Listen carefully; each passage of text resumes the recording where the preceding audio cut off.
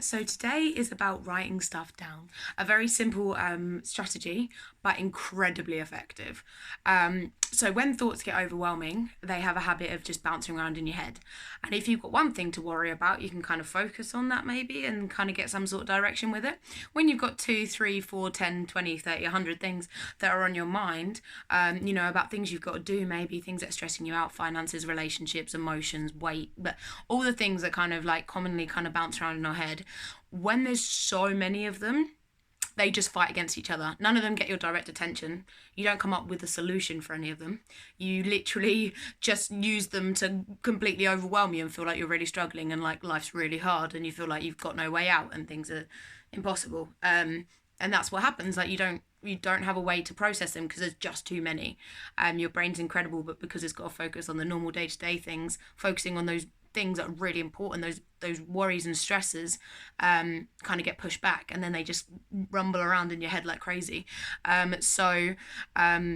My main tip, and I do it all the time with everything, I mean, I love a list at the best of times, but write them down. Write down a list of things, all the things that are worrying you, all the things that are on your mind, everything. Do this every day if you need to. Then go back through and write next to each of those things a solution, like an ideal solution. They might not be realistic, some of them might be out of your control, but just write down a solution next to all of them. Then section them into ones that you can do. Take away that negativity list and replace it with a to-do list. Start crossing off the things that you need to do bit by bit. It becomes more of like a little goals list, rather than this whole negative page of crap where you're like, my life is so on top of me right now. You have this list that's actually quite doable. And actually, I think once you start writing them out, some of the things then become connected, so you can minimize them into one goal that would have multiple like positive effects throughout other things.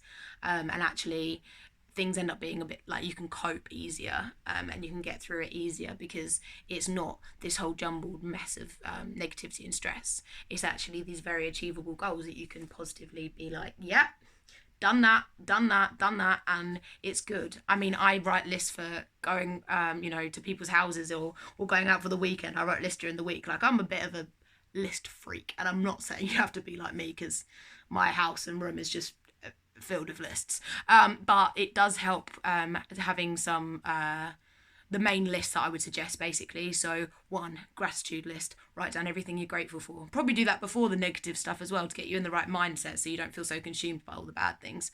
Gratitude list every day or as often as possible. Troubles list, like troubles and anxiety and worries are things that you're worried about. I'd also advise sort of a budget if you're financially struggling as well, because it is really good to have that all written out as well. It makes you feel a lot more in control of your finances. But again, that's not for everyone. But the 2 top lists are definitely a gratitude list and the list of things that are worrying you, because then you can do the most important list, the most motivational list, and that's your to-do list. You'll go and do it, get motivated, go, get it done. Like, that's good. Like, that gives you purpose. You can jump out of bed in the morning knowing that you can tick another thing off. And some of the things, when you're a bit bored and you're just watching TV, you can tick off the list like, oh, my car needs cleaning, or the little things, oh, I've got all that washing to sort out. You can do that in the little time, getting them all ticked off as well. Stresses don't have to be big to feel big in your brain. They don't have to be dramatic to take up a dramatic space in your brain. That's just not how it works. So the more thoughts you have and the more stresses you have, it doesn't matter what they are, they will all seem big in the end.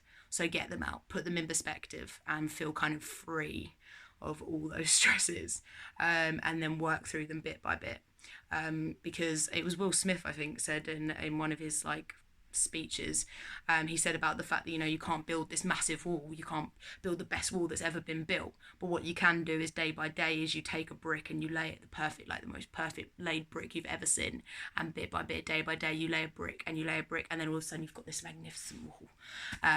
So it's kind of a nicer turn on walls than Donald Trump's kind of made walls, so it's just a nicer, more motivational way to think about them. But yeah, it's completely in your reach if you process it and if you get it out. But if you do just let those thoughts constantly attack your brain, then unfortunately you will just feel attacked and you will feel vulnerable and you will feel stressed.